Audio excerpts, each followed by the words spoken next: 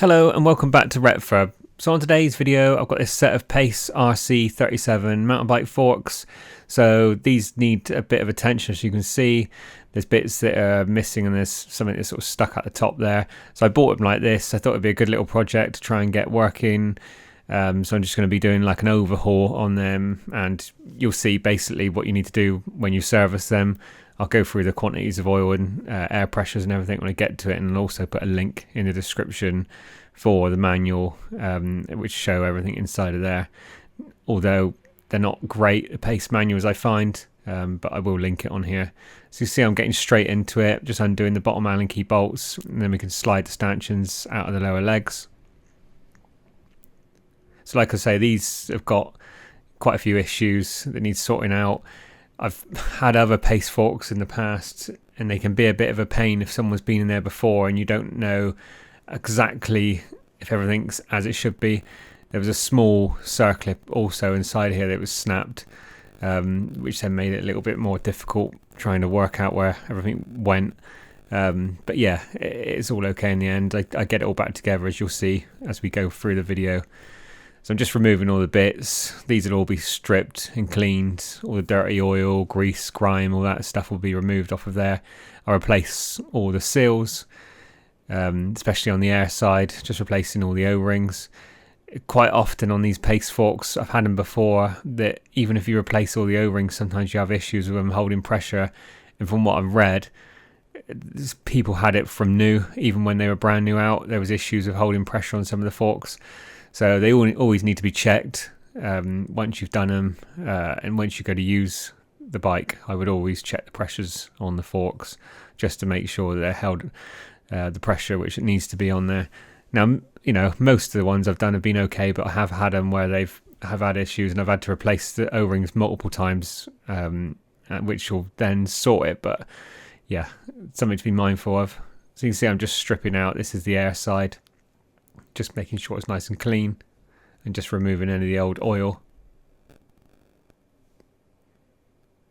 This is an old container I've got of oil. It's not the one that I'll be using in a bit to refill it.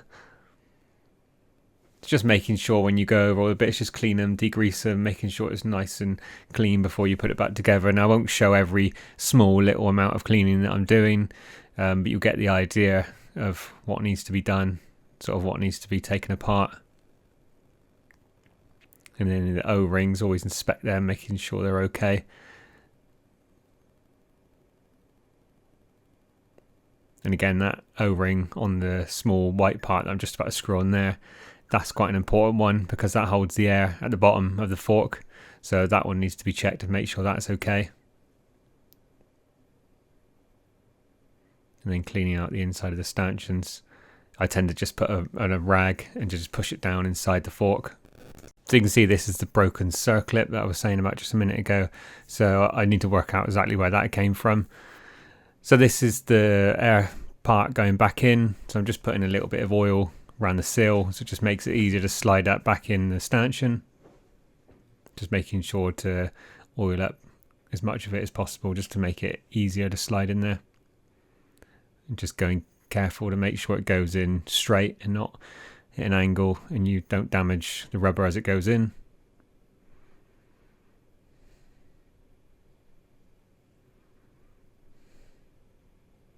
So you can see there's a little bit of friction there as it goes in. It's just carefully pushing that in.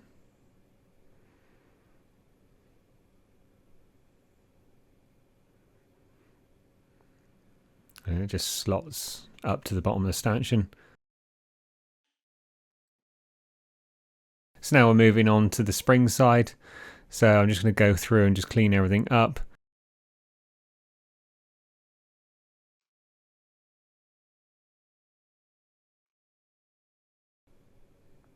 And just removing all the small little bits as we go along. Just making sure to remember where everything goes. So I do have a selection of random circlips that I have at home that I bought. I always have things like that where it's sort of universal sizes, and I tend to find that most of the stuff that I have, like O-rings and the little circlips, tend to work out okay, and occasionally I do have to buy specific ones, but most of the time these universal kits are pretty good. They carry quite a lot of the ones you need for this sort of thing.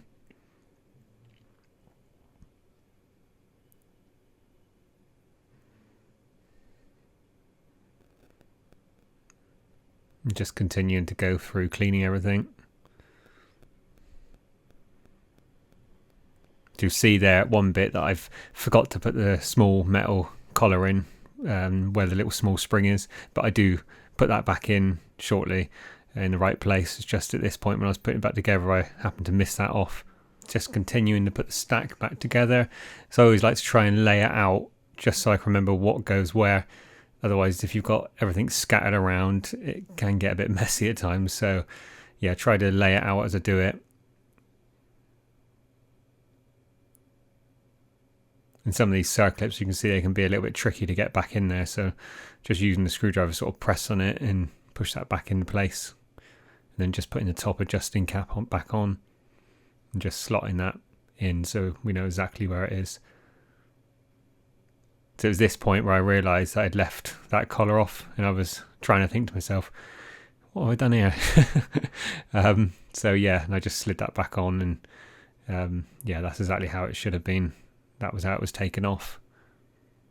And now I'm just going to use some Teflon grease, and I'm just going to put that all over the spring, just making sure that there's enough on there to give it a bit of lubrication inside of the stanchion. I always like to use the Teflon grease. I use it for quite a lot of different things because it doesn't react with other sort of plastics or rubbers, unless anyone can tell me different, but I've never had any issue with it. I've always found it quite good, and this grease seems quite reasonable priced, which was from Halfords, which is in the UK. I don't know if they have any other Halfords anywhere else in the world. Just slotting that back in the spring stack.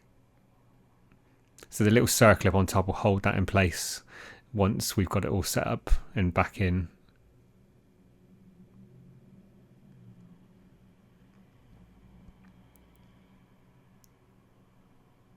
And now you can see I'm just putting that circlip back on the top of the stanchion, and then that holds that in place.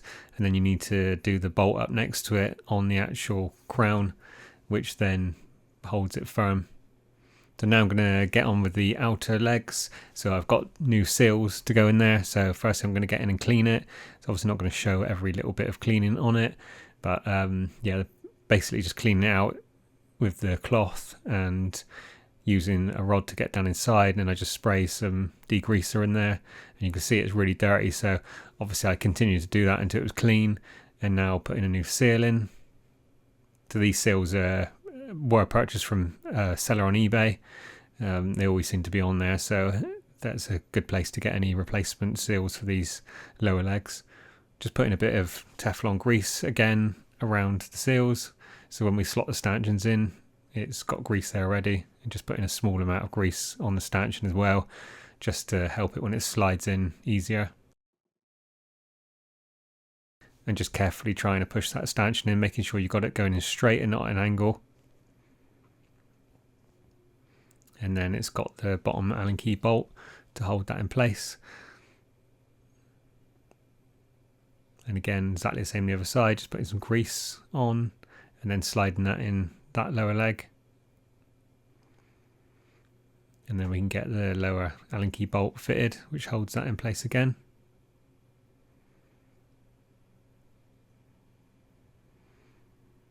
And you can see there that it's obviously holding air in there now.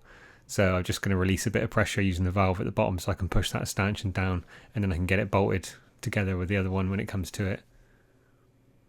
So now I'm just removing some of the parts off of the oil damper side, and I'm going to be putting some oil down inside the chamber, which is 135 milliliters of 10 weight oil in the fort leg. So you just measure it out and pour it down the top of the stanchion, as you can see I'm doing here.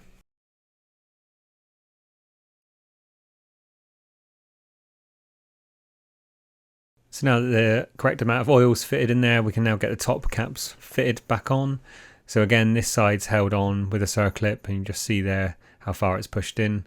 So now I'm going to put the circlip back in place on the top of the stanchion, and then this can be bolted in place for the top crown as well, the same as the other side.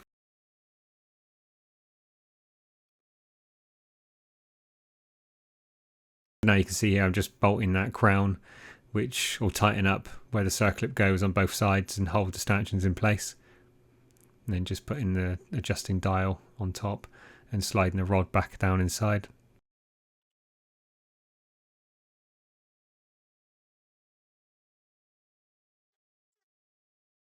Now screwing down the spring adjuster just to take up the tension, and then just tightening up the adjusting side for the air oil damper.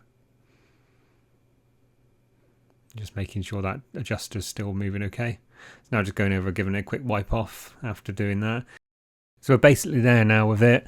All that's left to do is fill the air inside of the chamber, which is recommended between 50 and 90 psi, depending on rider weight. So you just need to check that, and I'll link the manual as I said before.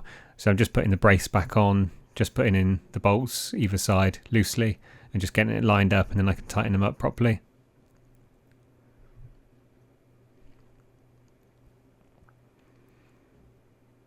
And now just adjusting the brake mounts. Now, word of warning with this, you need to make sure you don't over tighten these. I'm not going to be adjusting them fully because obviously I've got to get on the bike and make sure they've lined up properly. But they do run the risk of cracking the legs with the carbon if you do these up too tight, which is exactly what someone did before I had these, and why I had to replace the leg on them. So don't over tighten them. You do run the risk of breaking them. So yeah, that's it. As you can see, I've put some new decals on it. I think they've come out really well. They're ready to put on the bike.